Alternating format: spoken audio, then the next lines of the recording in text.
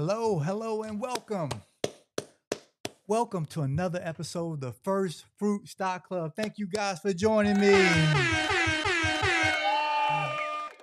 I appreciate everyone. It gives me a few moments of your time. I know how valuable it is, but you will guaranteed learn some information today that will take your finances to the next level. I hope you guys are having a great week or had a great week. Man, the week is almost over. We're already in June. Man, we are, man, half of the year is gone. What a year this has been. But man, there's still more to come. More to come. I and excuse me if I sound a little different. I have Invisalign. I've actually had braces before, but I didn't follow all the rules in regards to wearing the retainer. So we are in round two. All right, so let's get started. Man, today's show, today's topic,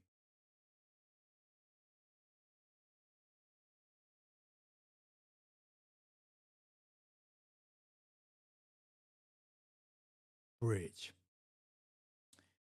The purpose of a bridge is simple yet powerful, right?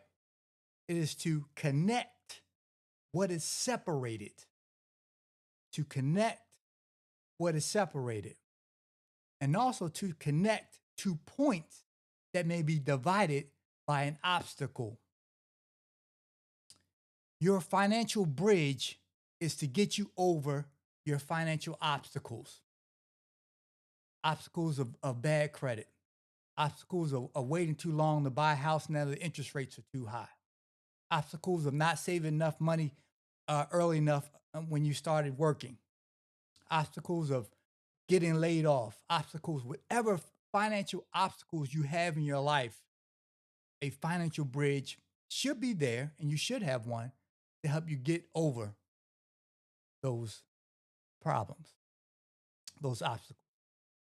One of the most famous bridges in the world is a Brooklyn Bridge. And for those of you who are from New York, you probably know this history. And if you don't, there's some history for you. It's a Brooklyn Bridge.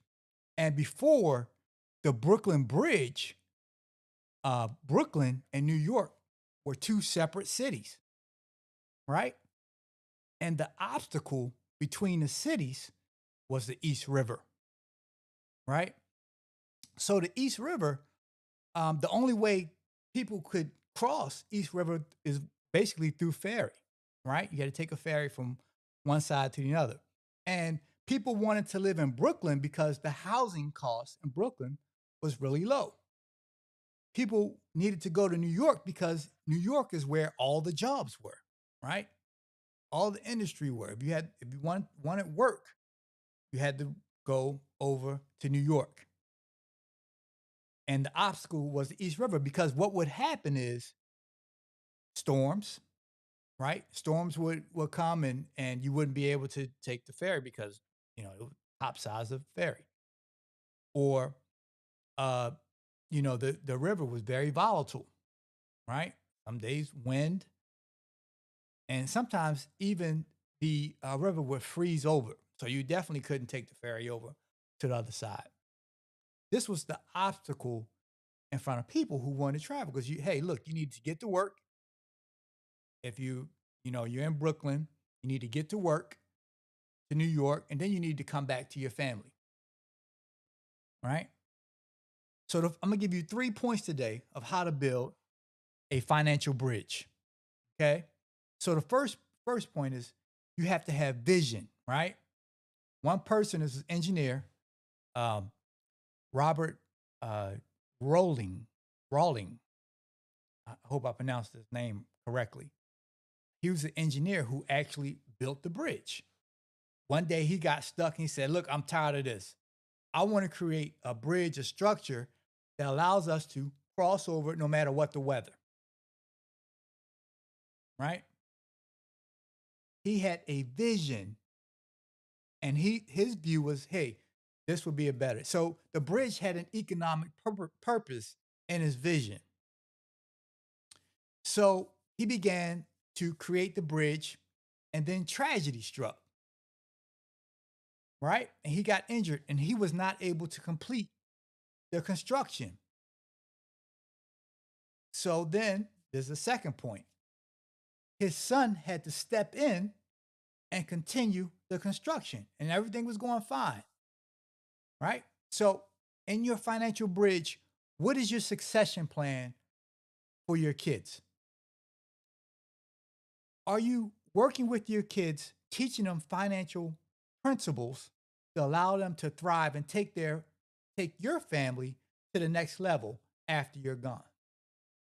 Are you teaching them lessons?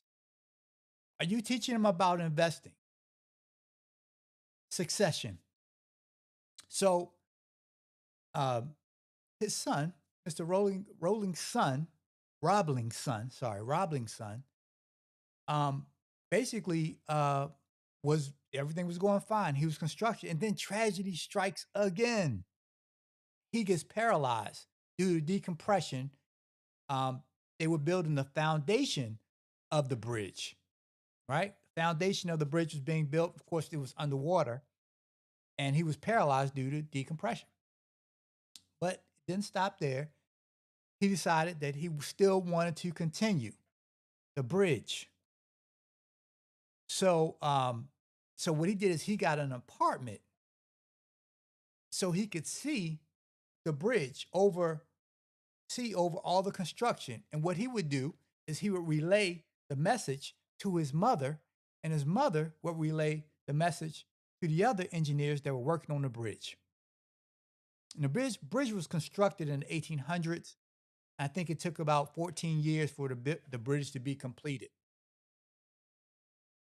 So the third message is partnership, right? I mean, it could be communication with this one. It could be, but we'll say partnership. We're just talking about husband and wives. Are you guys working as a partnership in your finances? If something happens to one of you, what would happen to your finances? What would happen to the vision? All right. Financial vision, man. And I say the stock market is the perfect financial bridge to execute that. Allows you to leave money for your kids, right? If you two can work on it together, building a portfolio together, all right? That's what I believe. So, man, building a financial bridge. Vision initially, right? Succession and partnership. All right? So, man, thank you guys for coming to another First Fruit Stock Club. Let's get into this show. All right.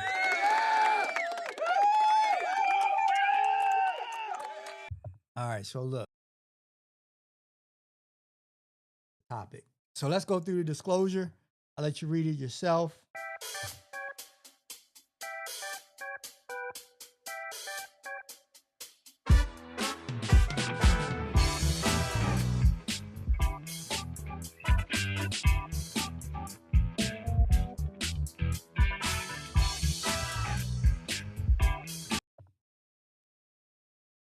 So we had a pretty mild week this week. Been kind of up and down.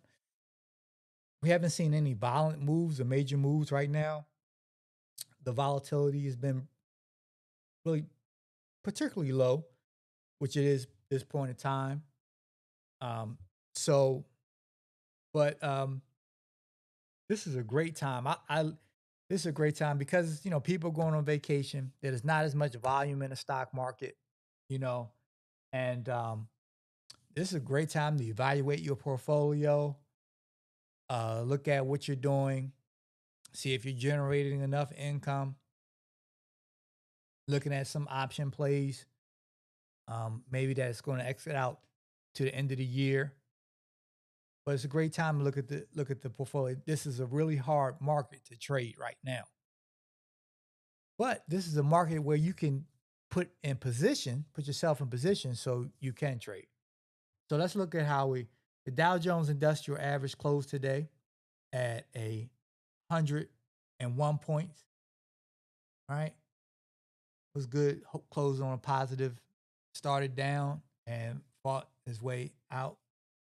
The S&P 500 also was up 0.3 points today. All right, not a big move, but we'll take the update. We'll take the green. We've been through a lot of red, so we'll take the green. NASDAQ, it's up 46 points today. A little volatile day for the NASDAQ, but that's okay. We ended up, and that's what it's all about. All right, so we're going to go to the next segment here, which is let's make some money. And the stock spotlight, this is where I usually spotlight a particular stock, and we'll just go through some of the history and some information about the stock. All right, so today's stock is Visa.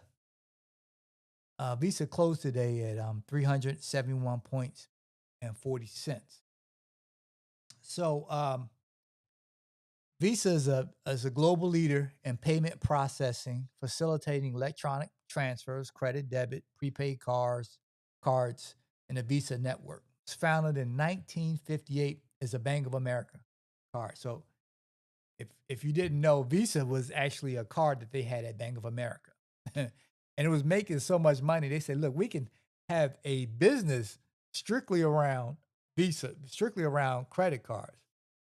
And as you know, the credit card business is a booming business. A lot of people use credit cards. I don't really use a credit card, but each his own. All right. So the investment thesis has a dominant network, right, with consistent volume and revenue growth. Strong free cash flow supports reliable dividends and buyback. It's a beneficiary of global SWIFT, right? That's global payments around the world and digital payments. Slowing the macro trends, decelerated growth through Visa viewed as a resilient, high quality duopoly, right? So we just know that right now that, the consumer's a little stretched. Like people have been buying. Last week I did something on, last week I did a little segment on student loans, how it's a big problem. And people are paying back loans now. So we're going to see kind of the effects of this like in August, September. And so I say that if you have some money, okay, and if you don't spend all your money traveling and doing that, I'm going to travel too. I'm going to spend, but I'm also going to save, right? Had some money available in August, September. All right. It'll be a great time, I think, to buy stocks. We have a lot of things coming to a head at that period of time. So you have to be prepared. You have to understand the seasons in the stock market. And, the tariffs are coming to end sometime in July. So we really get to see all these things kind of come to head. And I think we're going to have some turbulence. Now, that doesn't mean that we don't invest. That means that we have opportunities available to us. And we need to just prepare for these opportunities that are available. All right. So, summary, Visa is a well-established growth with earnings, healthy dividend growth, strong balance sheet. It remains a favorite fintech. It's considered a fintech stock, right? If you think about it. Broad confidence and support with upcoming dividend early August. For those of my dividend ready people.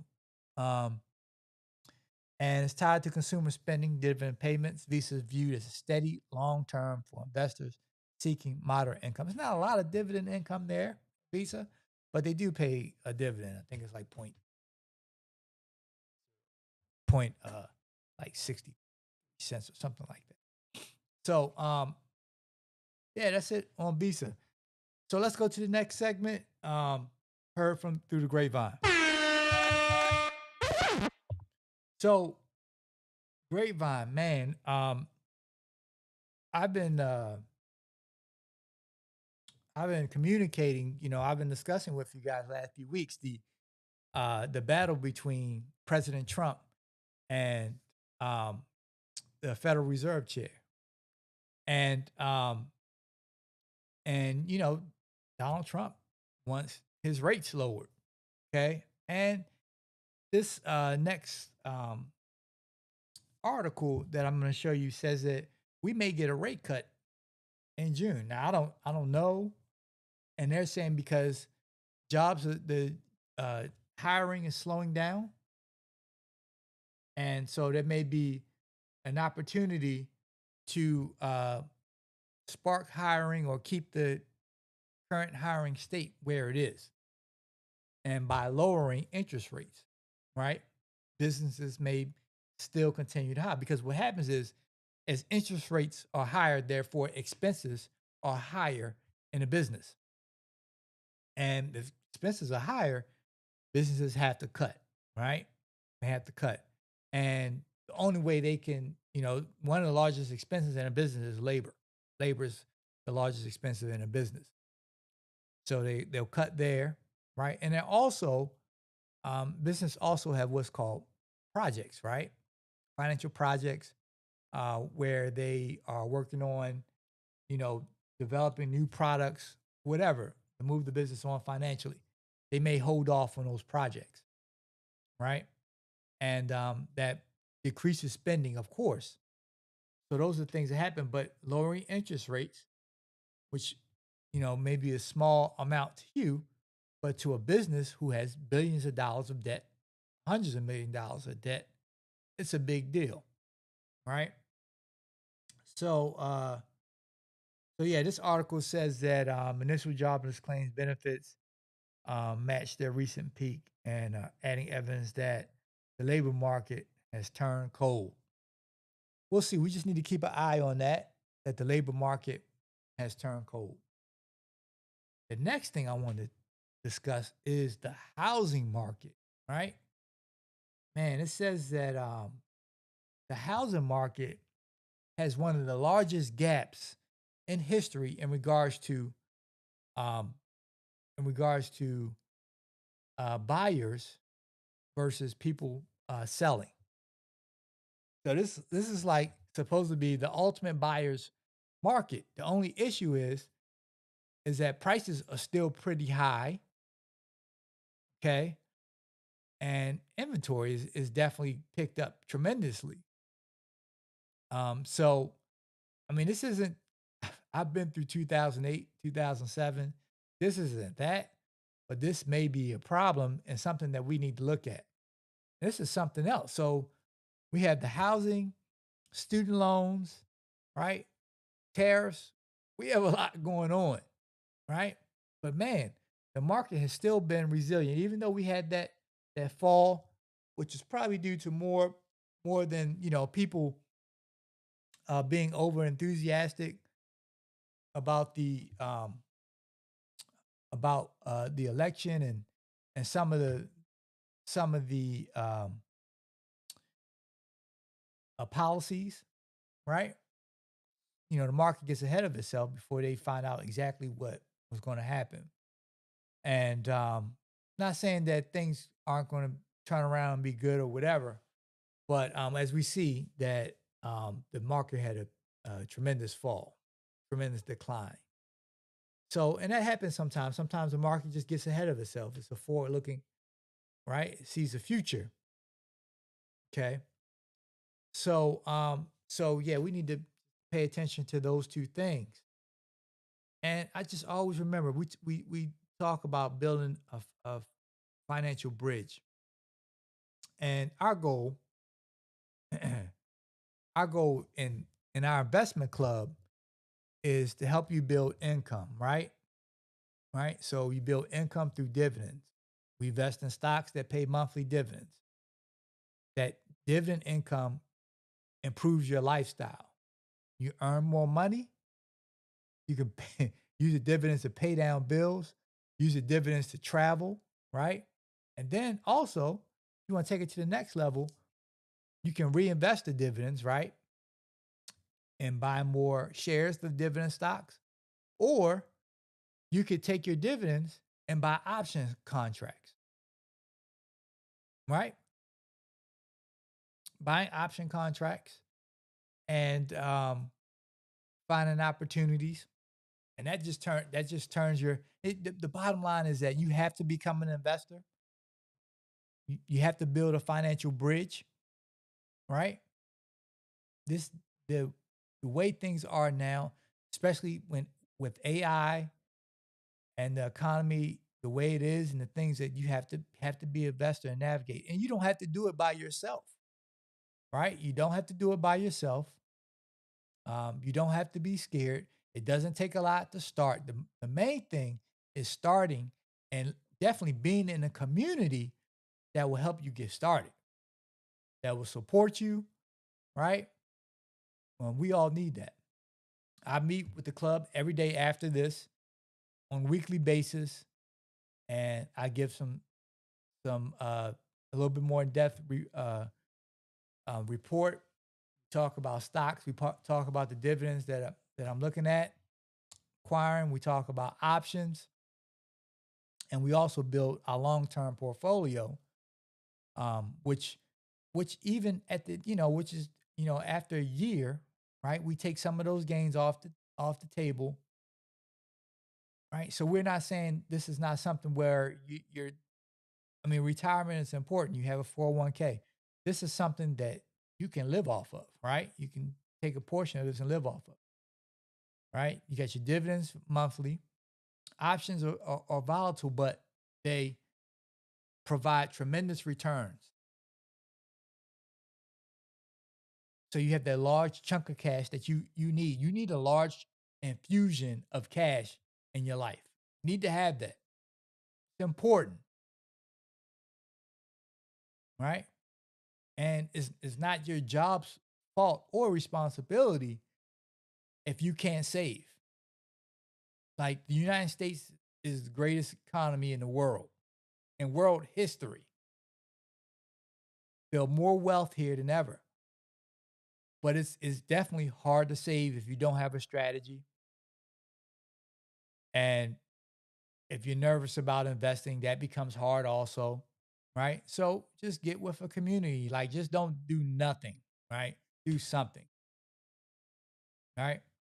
And I often, like I do every time, I extend the opportunity for you to become a part of the First Fruit Stock Club community.